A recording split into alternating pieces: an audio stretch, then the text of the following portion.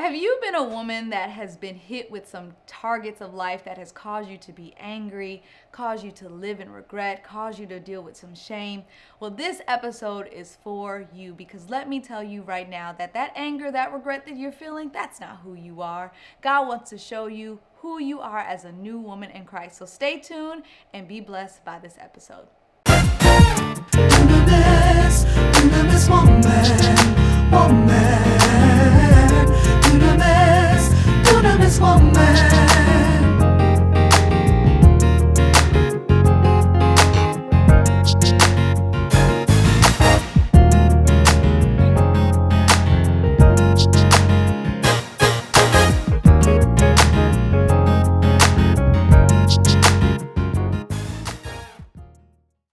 Hey, I am Ari, and welcome to another segment of Dunamis Woman Today. But this one is going to be a kingdom teaching for you to dive into the Word of God. Now, this teaching is inspired from our recent Healing for My Soul challenge that we did, and the theme for that challenge was healing from losing myself for love. So yes, if you have lost yourself for love, then this definitely is going to be a teaching for you. But even if you haven't, I think this one is very key because one of those teachings that I talked about in that challenge was how to rid myself from anger and regret. Oftentimes as women, we really deal with a lot of anger and regret based upon our experiences that we have been through. And a lot of that anger is not just with ourselves, but that anger is with the other person that may has caused the hurt. And oftentimes that anger is with Christ. And so in this episode, I'm going to really dive into teaching about how to rid yourself from the anger and regret, especially if you have given yourself in so many circumstances and have lost yourself and wonder, how do I start again?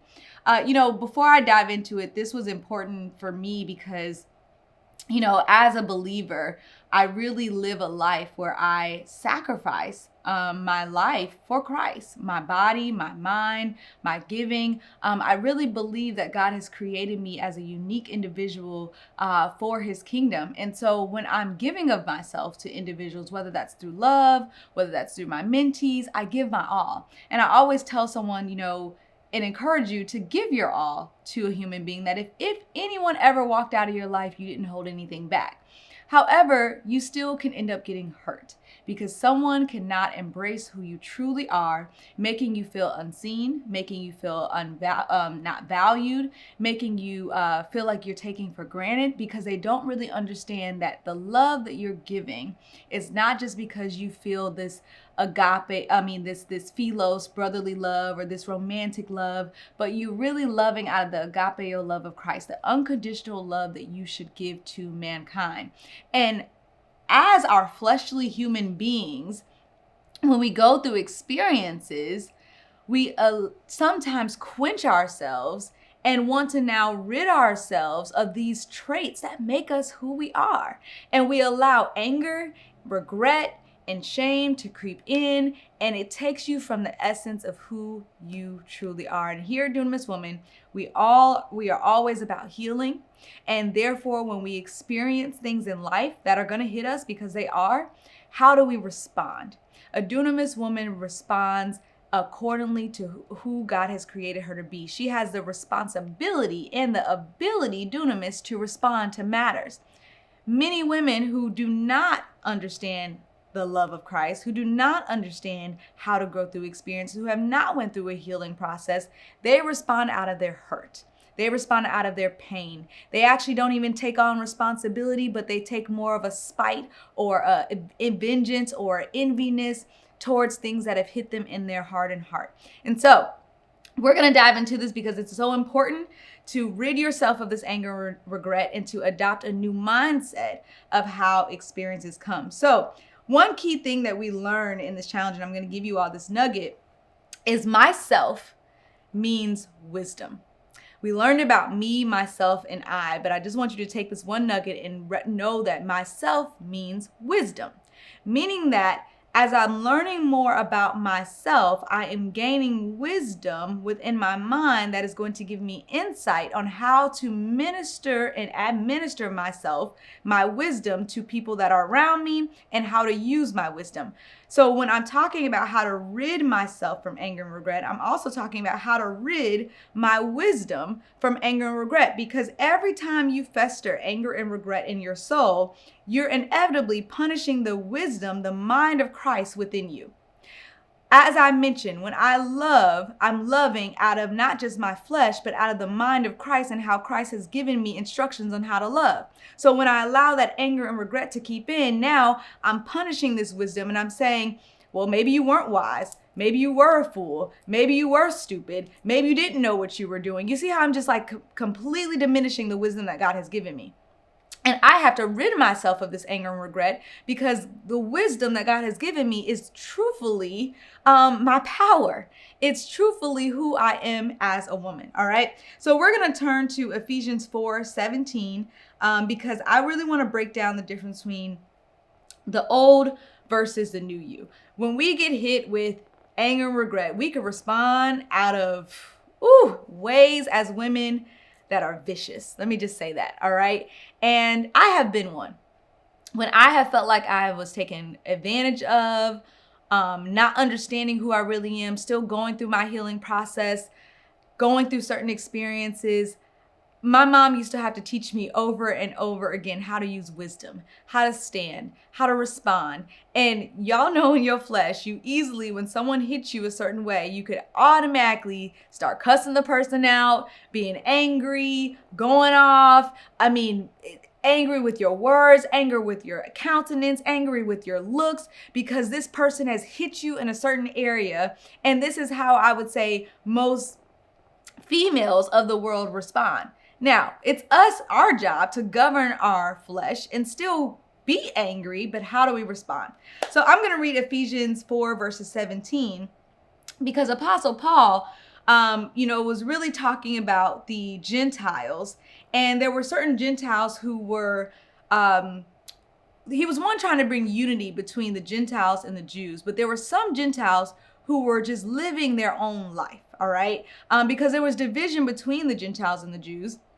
But then there were some, like I said, they were just like, I want to do my own thing, right? I want to just live however I necessarily want to live. So he was given instructions, to the church of Ephesus. So let's start at Ephesians 4:17, where he says, "This I say, therefore, and testify in the Lord, that you shall no longer walk as the rest of the Gentiles walk, in the futility of their mind." So he's given instructions that you should no longer walk like the rest of these Gentiles.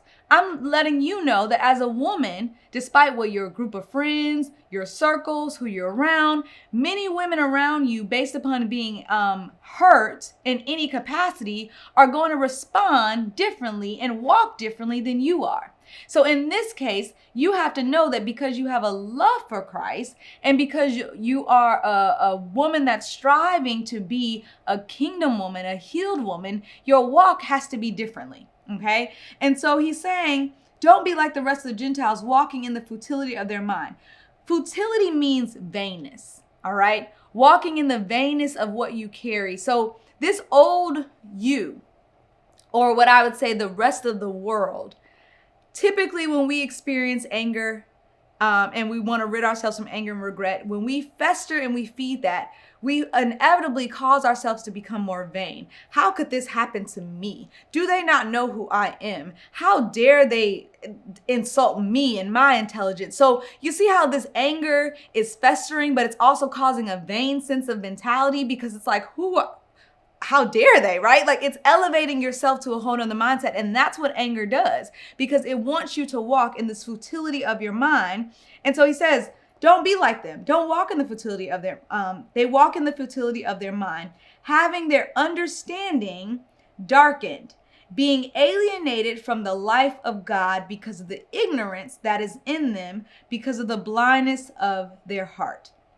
When we hold on to anger and regret, we allow our understanding, we block our understanding, and we now darken it. We don't want to understand what God is doing. We don't want to understand what really happened. We want things to have happened the way that we wanted them to go. And at the end of the day, we quench getting an understanding. Why did this happen to me? Why did I have to go through this? Because it's not about them. It's truly about who you are. Every time I gave of myself, it was showing me more about me and who I am, my experiences, my wisdom, my judgment. Everything was a learning tool for me because I'm the dunamis woman. I'm the one that Christ is developing and growing, right?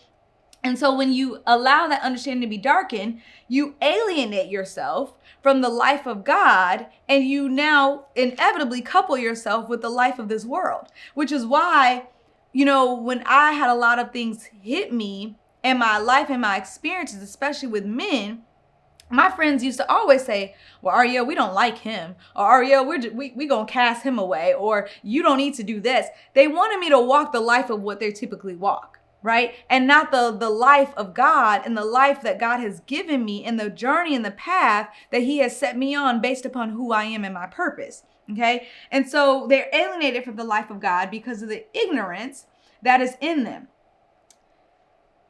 I don't want to call my friends ignorant, but many people around you can be very ignorant of what is really on the inside of them based upon their power.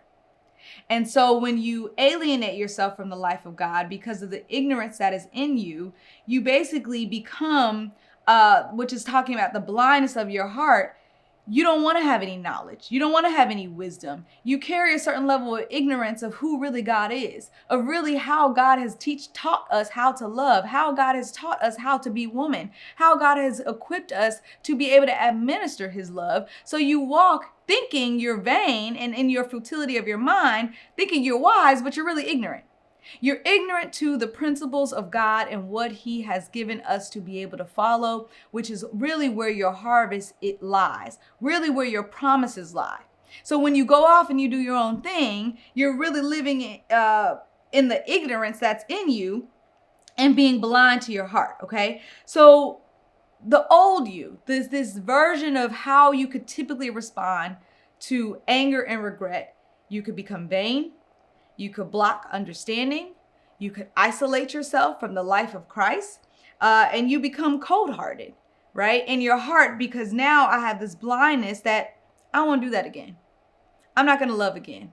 I don't want to experience this again, right? Your heart becomes cold to the circumstance and the experience that you have went through. So now you allow fear to grip your heart. You allow regret to grip your heart. You allow hardness to be in your heart. You don't trust yourself anymore. This is what anger and regret comes to do, which is why we got to rid ourselves of this, because that's not how God has equipped us and built us to live as women. Okay. And so in verse 19, it says, who being past feeling have given themselves, talking about the Gentiles, in their past feelings, who being past feeling have given themselves over to lewdness, to work all uncleanness with greediness. So really, lewdness means lust. Being past feeling, they have given themselves over to lust, to work out all the uncleanness within their soul with greediness. Most times when we as women experience hurt, or we experience, pain, we immediately to deal with it, to cope with it, we start going in this world, fulfilling our lustful desires, going after money, going after men, going after our mission, our business. How many of you have really heard yourself, well, in this season, I'm just going to do me. In this season, I'm just going to go after my money and get the bag. In this season, I'm just going to use men however I want to use men, but because before they use me again, I'm just going to use them. I know how to use Jack. I know how to use Harry. I know how to use Jason. All of these individuals, I'm using them now for my own gain, because I'm using my lustful desires to work out all my uncleanliness with greediness. I'm even going to build a business or fulfill my mission or to focus on my money aspect, and I'm going to want God to bless it. But really, all of that is unclean. And this is why I'm so passionate about this, because being an entrepreneur and understanding the men and the power that they have, many women out of their pain, because they are still angry with the things that have hit them in their life, They fulfill these lustful desires and then like to attach Christ to it to seem as if it's all good. When really you're operating like the females and the unhealed individuals of this world, and that's not who you truly are.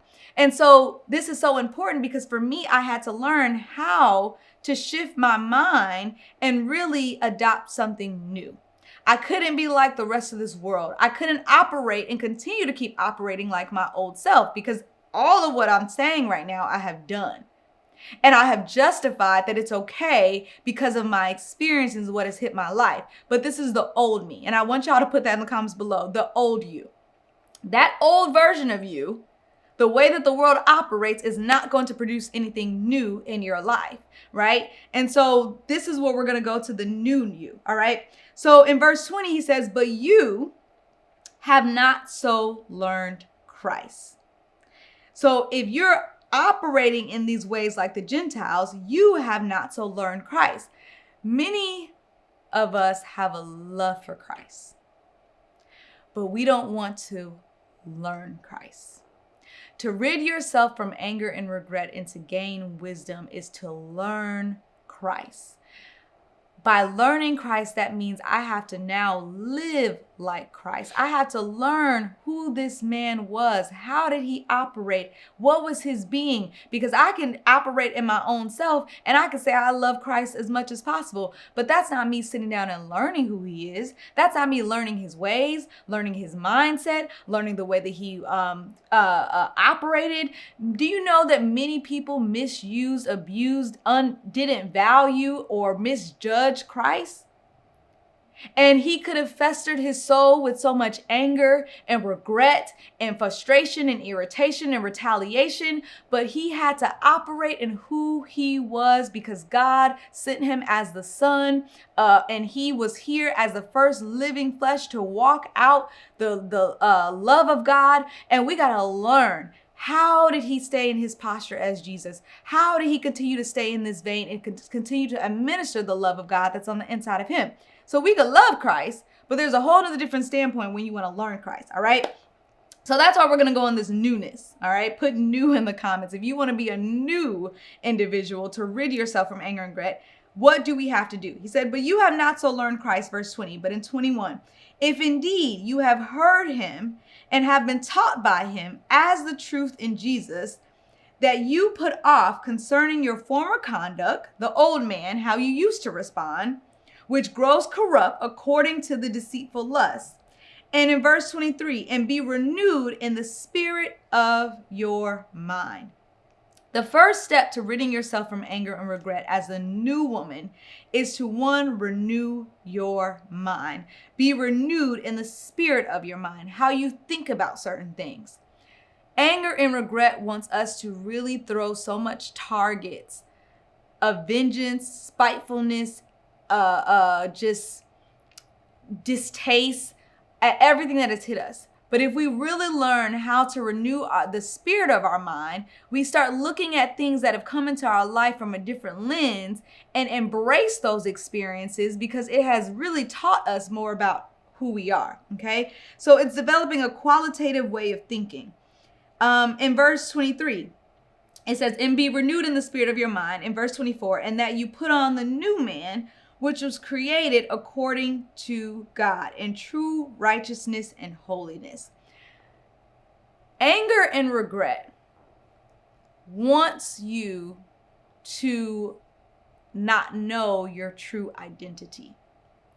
But when you develop this newness, right, this new woman, you now are learning how to walk according to who God originally created you to be as woman. God created us as women to love.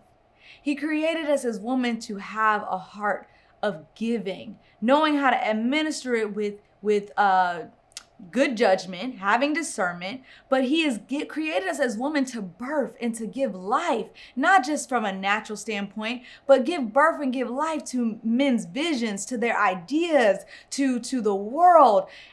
Anger and regret is going to quench all of who God created you to be. God created us as women to carry a certain level of wisdom, to endure a certain level of pain that some men can't necessarily endure. He created us to be able to know how to bear down and to take the pain that we've experienced and to worship and to pray. That's the beauty of being woman. So when you allow anger and regret to fester in your soul, you're automatically taking yourself away who God originally created you to be. And you're now not walking in the true righteousness and the holiness of who you are. The crazy part about getting hit with pain and love and giving of ourselves for love is that we allow anger and regret to fester in our soul, but then we still cry out to God and say, God, I want you to give me a husband. God, I want you to give me a kingdom man.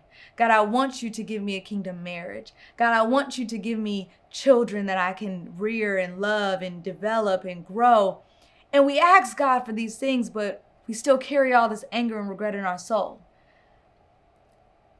Do you know if he was to give that to you with all this anger and regret, that you wouldn't be living a life of holiness?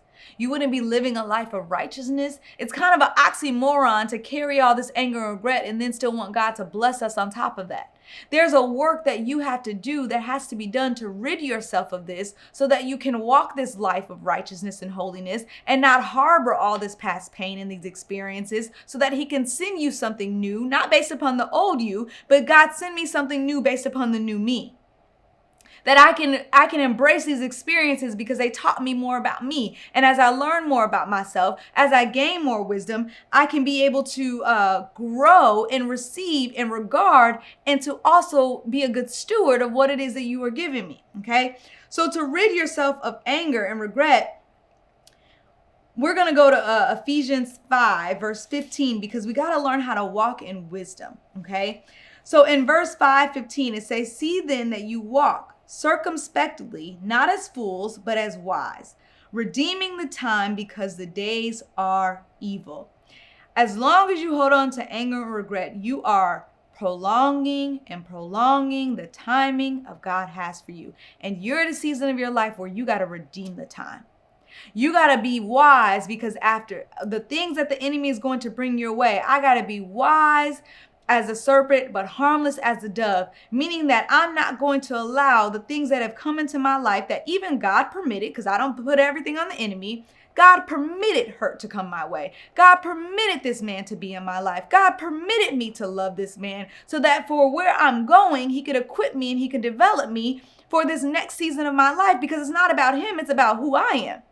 I would not be who I am today if I didn't have to learn how to love the hell out of a man based upon him not even seeing who his true value was. I didn't even know that I could love to that capacity. So now I got two choices. I could either be a fool and waste time and to continue to keep going on and on and on, or I could redeem the time and gain wisdom and now walk in my wisdom and who I am. So that's what it says in verse 17, therefore do not be unwise, but understand what the will of the Lord is. All right. And so when we think about truly ridding ourselves from anger and regret, one, we have to stop lying to ourselves that we're angry. We have to stop lying to ourselves to believe that we're good.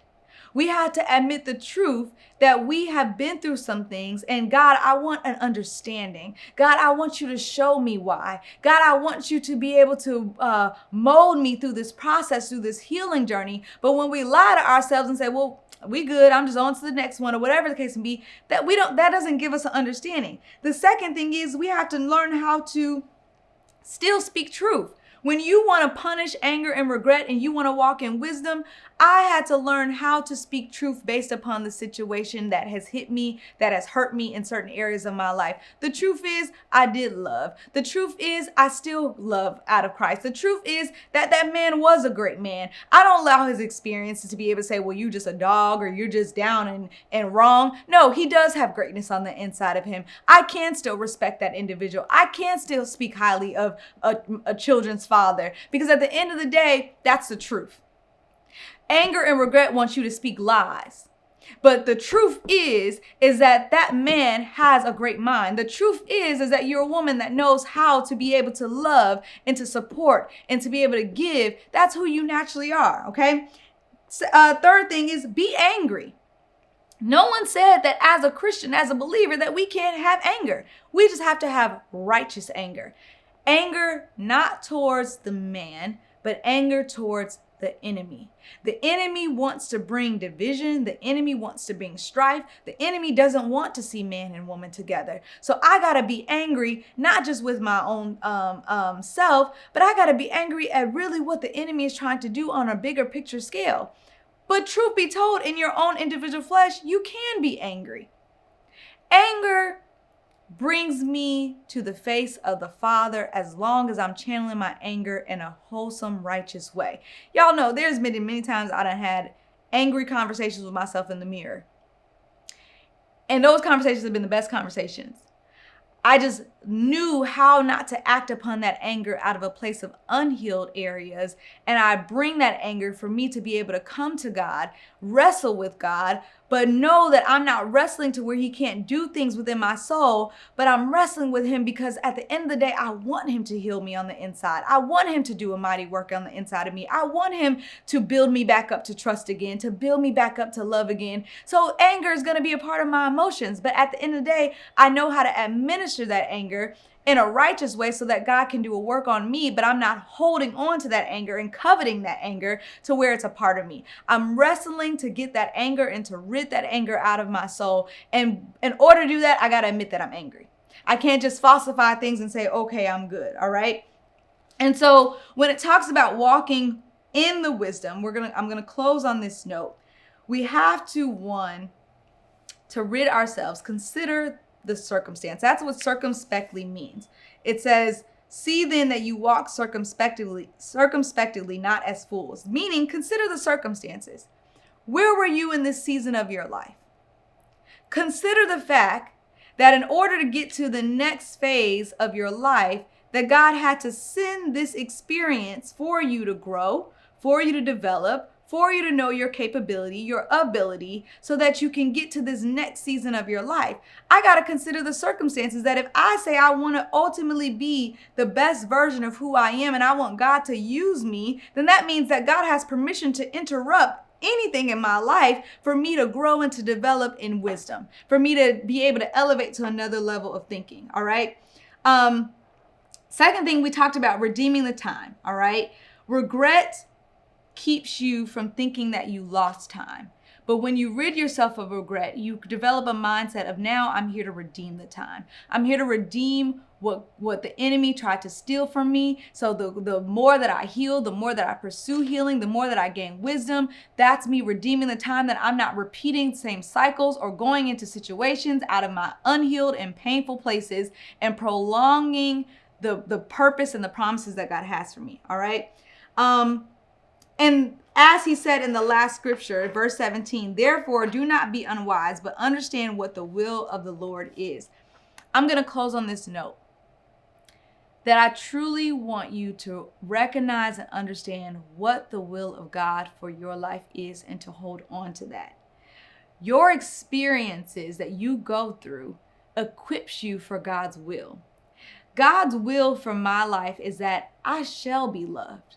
Despite what I experience, despite what I go through, love is my portion as a woman, that I shall be loved. So for me to hold on to anger and regret, that's me taking away God's will for my life. God's will is that I shall fulfill purpose. Now, do I know all what that purpose consists of? No, but he knows. Therefore, he knows what experiences to give me. He knows how to grow me up in some areas because he says, Ariel, I'm equipping you for my purpose and what I need you to do. And God's will for my life is that I shall break curses. I can't break curses if I don't encounter certain things that are going to come in my life. I can't break curses if I don't encounter certain spirits. I can't break curses if I don't encounter certain demons. I can't break curses if I don't learn how to enter into the enemy's camp based upon spiritual warfare. That is going to equip me to break some curses. Many of us say we want to break curses, but we don't want to get equipped with the hits and the targets that's going to teach us to learn how the enemy operates. God is here to equip you for his will. And the more you let go of the anger and the regret, and you now not punish the wisdom, but uplift the wisdom that you carry through your experiences and gain wisdom, gain understanding, you will now understand that God, you have given me the ability to respond in a whole place, to learn not just who Christ is, but learn how Christ lives on the inside of me. And because Christ lives on the inside of me, I am here to fulfill and to do the will of my Father. So I hope you all got a lot out of this. I know it was a mouthful, but as a woman, please know that you could rid yourself of the anger, regret, and walk in the promises that God has for you and redeem the time so that you can live the abundant life that He has. I love you all, and I'll see you very soon.